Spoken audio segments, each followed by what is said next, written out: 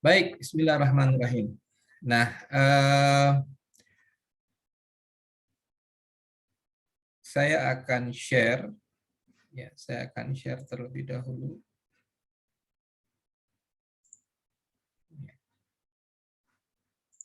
Contoh soal yang akan kita berikan, ya, contoh soal yang akan kita berikan. Bisa kelihatan ya? Bisa kelihatan? Saya, alhamdulillah. Kelihatan, Ustaz.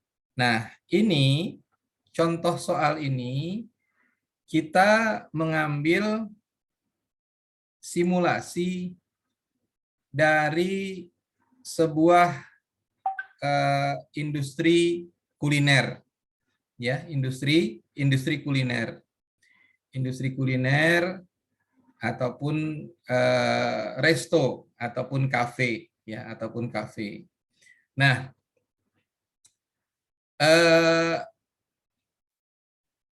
hal-hal yang sudah dituliskan, hal-hal yang dituliskan di sini sebenarnya adalah merupakan hal yang sudah sifatnya lanjutan.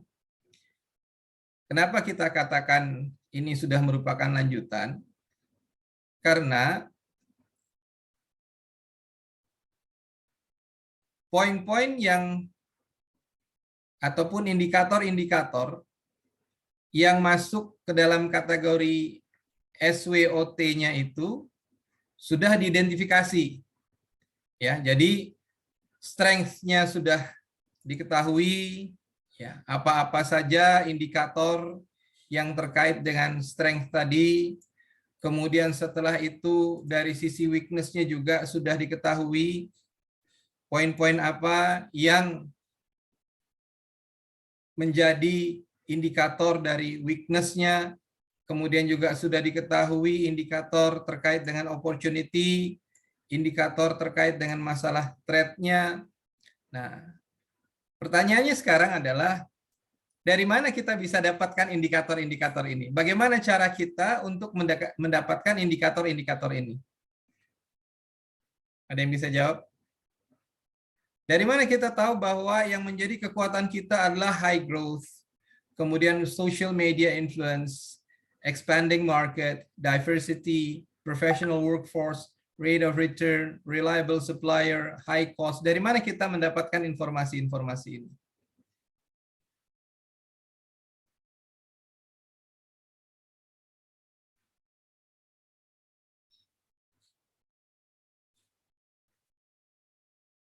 Ayo yang mau nyusun skripsi,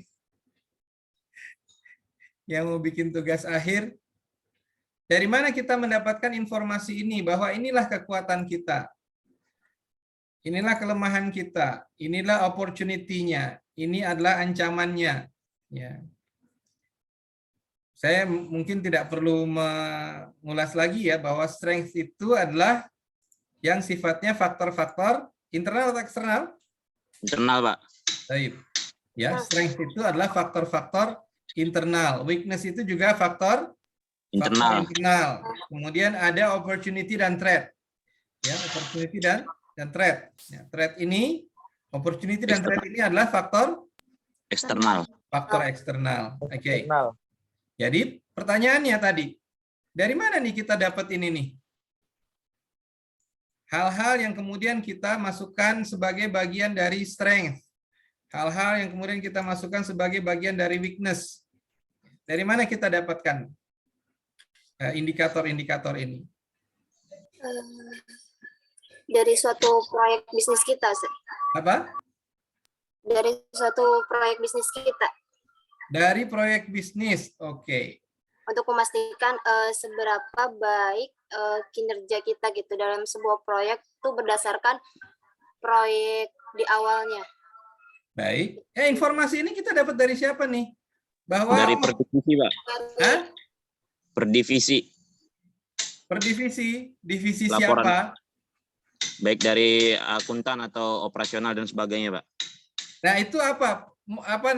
Apa namanya media yang kita ataupun aktivitas yang kita lakukan pada saat itu? Apa namanya itu? Wawancara. Wawancara. Analisa, Pak. Analisa. Oke. dalam sebuah proses pengambilan keputusan, ya, kalau kita bicara dari manajemen pengambilan keputusan, ya, itu ada satu proses yang namanya brainstorming. Ya, ada satu proses yang namanya brainstorming.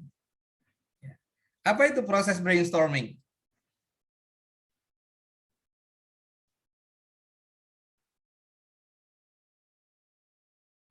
Brainstorming.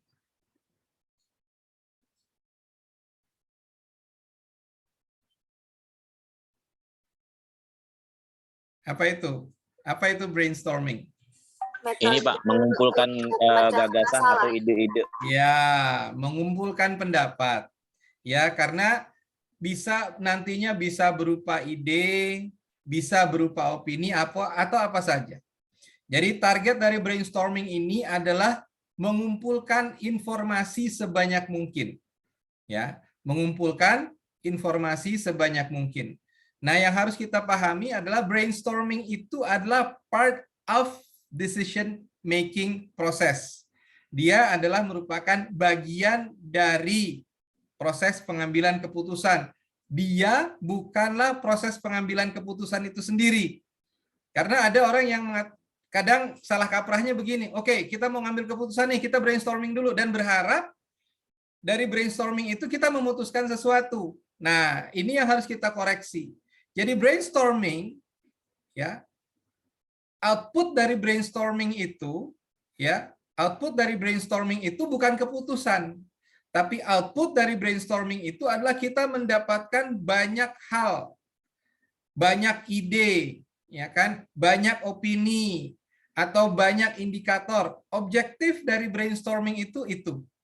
Ya, jadi objektif dari brainstorming itu adalah kita bisa mendapatkan list, ya, list pendapat, list ide, ataupun list yang lain-lainnya. Intinya pada saat itu adalah kita meminta dari peserta yang ada pada saat itu untuk memberikan masukan-masukan mereka, saran-saran mereka, ataupun ide-ide mereka. Nah, di dalam SWOT analysis, proses brainstorming ini kita lakukan untuk apa? Untuk kita mendapatkan informasi ini. Ya, jadi nanti kita listing aja, tinggal kita listing. Oke, katakanlah seandainya ini kita melakukan proses yang sifatnya internal gitu ya, tanpa melibatkan pihak luar, ya, ya, kita kumpulin semua departemen yang ada, kemudian setelah itu kita minta pendapat dari mereka. Ya, setiap orang kita minta pendapatnya. Oke, menurut pendapat kalian nih, apa sih yang menjadi kekuatan dari organisasi kita ini? Ya, apa sih yang menjadi kekuatan dari organisasi kita ini? Dan setiap orang bebas untuk menyampaikan pendapat mereka. Ya, setiap orang bebas untuk menyampaikan pendapat mereka. High growth. Ya, high growth. Nah, kira-kira nih pendapat ini dari departemen mana nih? Penjualan, Pak. Hah? Dari departemen penjualan. Selain departemen penjualan, kira-kira departemen mana lagi yang punya informasi terkait dengan masalah growth? Marketing.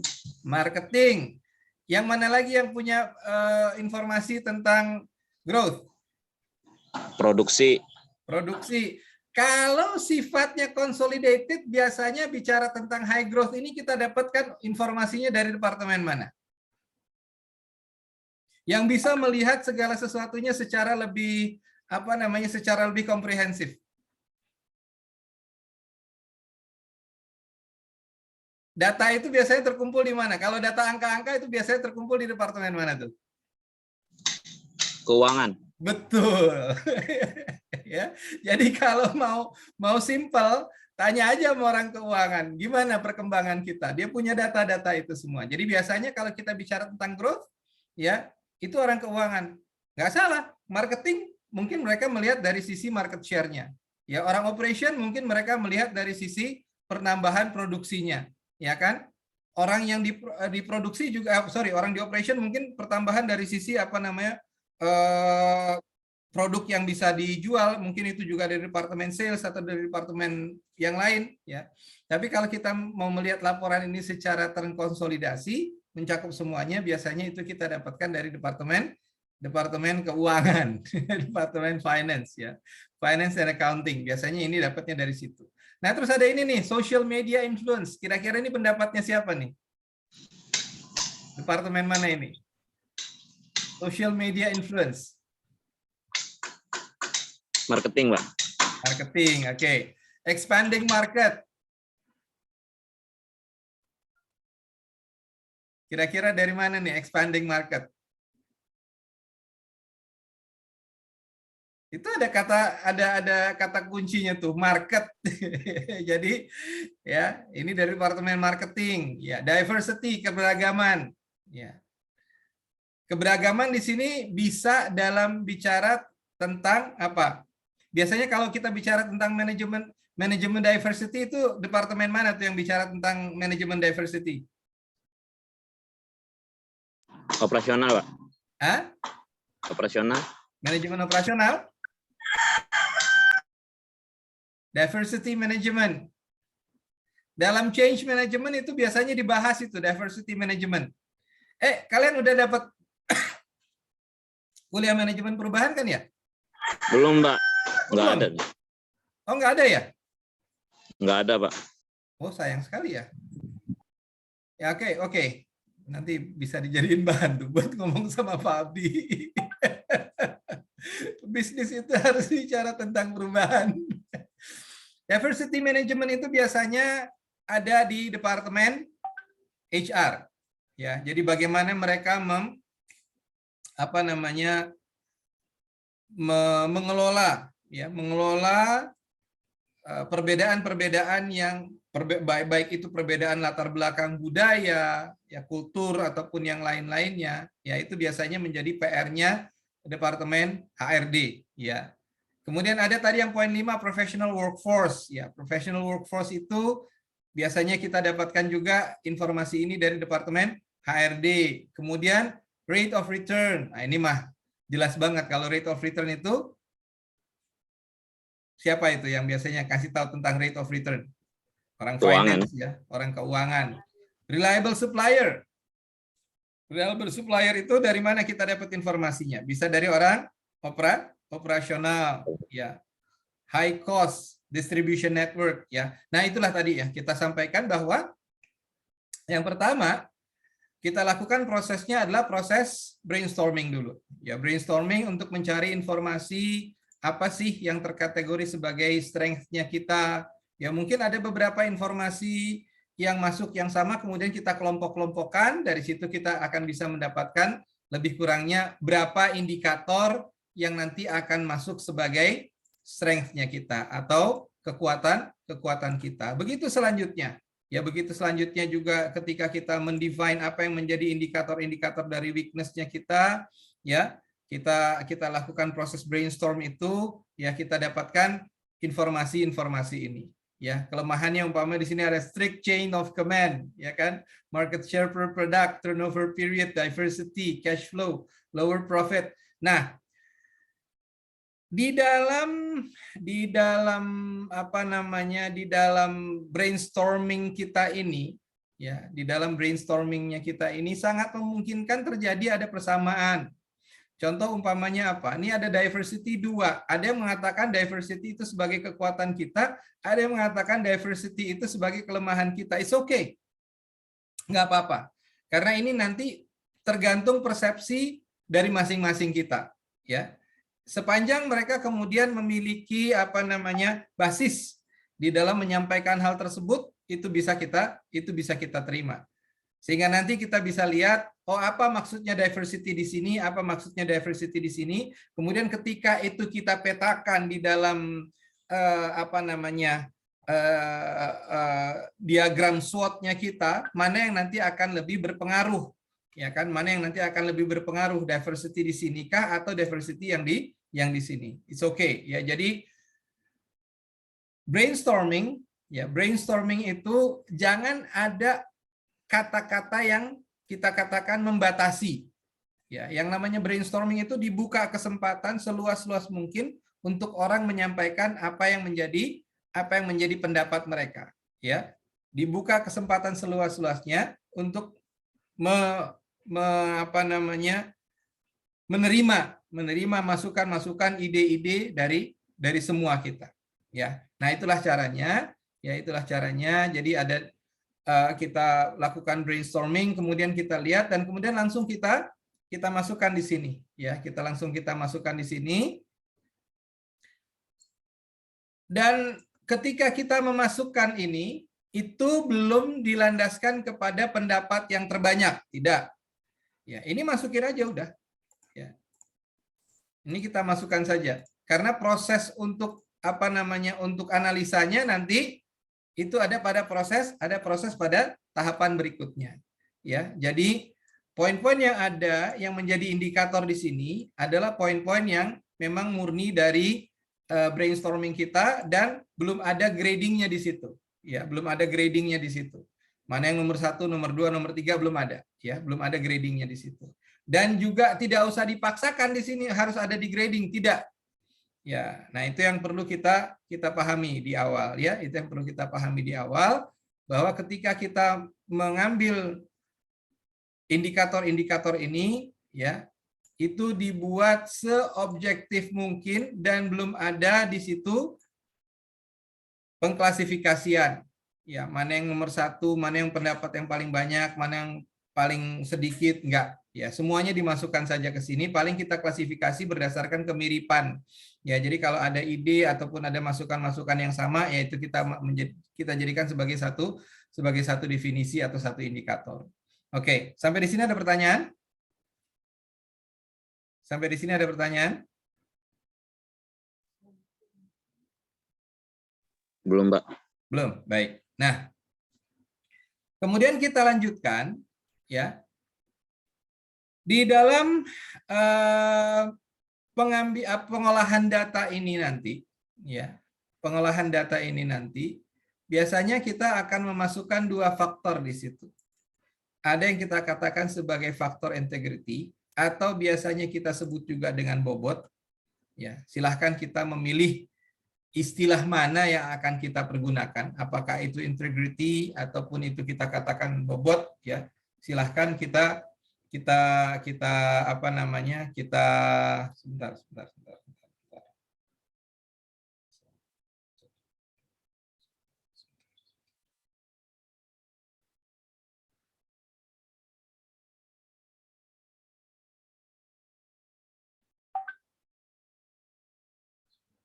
Ya, sorry.